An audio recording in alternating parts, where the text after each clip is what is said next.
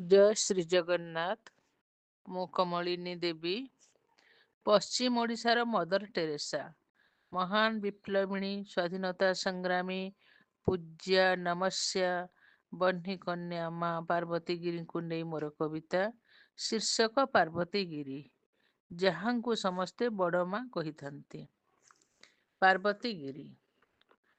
ପଶ୍ଚିମ Odisha Mother Teresa, ପଶ୍ଚିମ Odisha Mother Teresa, ମା ସେ ପାର୍ବତୀଗିରି, ଶକ୍ତି ରୂପିଣୀ ମାତୃ ରୂପିଣୀ ସାଜି ଦିନ ଦୁଃଖୀ ସେବା କରି।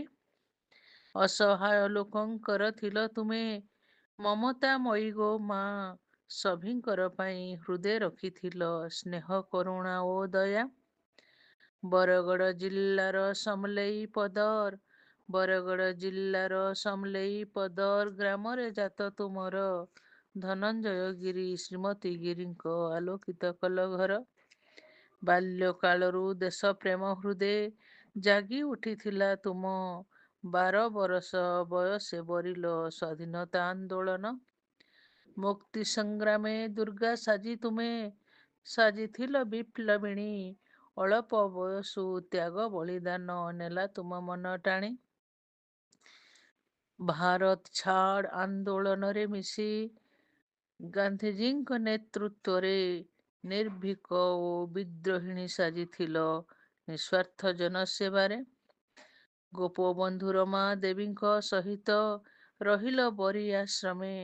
ସତ୍ୟାଗ୍ରହୀ ହେବା ଲକ୍ଷ୍ୟ ଥିଲା ତୁମ ଅହିଂସା ନୀତି ଜୀବନେ। ଅଦମ୍ୟ ଇଚ୍ଛା ଶକ୍ତି ଦୁଃସାହସିକ, ଅଦମ୍ୟ ଇଚ୍ଛା ଶକ୍ତି ଦୁଃସାହସିକ ବ୍ୟକ୍ତିତ୍ୱ ଥିଲା ତୁମର। ଗାନ୍ଧିଜୀଙ୍କ ବାର୍ତ୍ତା ଗ୍ରାମରୁ ଗ୍ରାମକୁ କରୁଥିଲ ତ ପ୍ରଚାର। ବ୍ରିଟିଶ ମାନଙ୍କ ବିରୁଦ୍ଧେ ଲଢ଼ିଲ 16 ବରଷ ବୟସେ। ଭାରତ ଛାଡ଼ ଆନ୍ଦୋଳନେ ମିଶିକି ଗିରଫ ହେଲ ହରସେ। ଇଂରେଜ ବିରୁଦ୍ଧେ ସ୍ଲୋଗାନ ଦେଇ ହାତରେ ତ୍ରିରଙ୍ଗା ଧରି ଉତ୍ସାହ ସମର୍ପଣ ମନୋଭାବେ ମନକୁ ଯେ ଦୃଢ଼ କରି। ମହାତ୍ମା ଗାନ୍ଧୀଙ୍କ ଖଦୀ ଆନ୍ଦୋଳନେ ବିଦେଶୀ ହଟାଓ ବାଣୀ ସଂଗଠିତ କରୁଥିଲ ଜନତାଙ୍କୁ ପିନ୍ଧୁଥିଲେ ଲୁଗା ବୁଣି। ଭାରତ ସ୍ୱାଧୀନେ ହଟିଲେ ବିଦେଶୀ, ସ୍ୱାଧୀନ ହୋଇଲା ଦେଶ।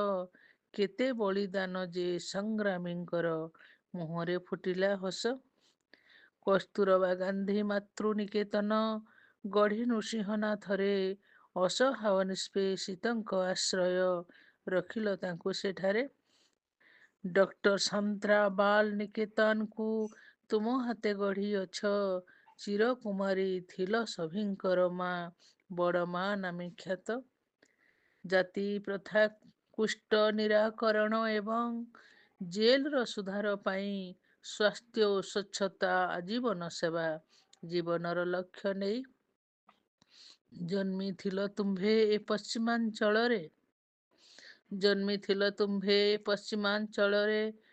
ସେବା ଜୀବନର ବ୍ରତ, ତପସ୍ୱିନୀ ସମ ଜୀବନ ବଞ୍ଚିଲ ଦୁଃଖ କଷ୍ଟ ଭୋଗୀ ନିତ୍ୟ।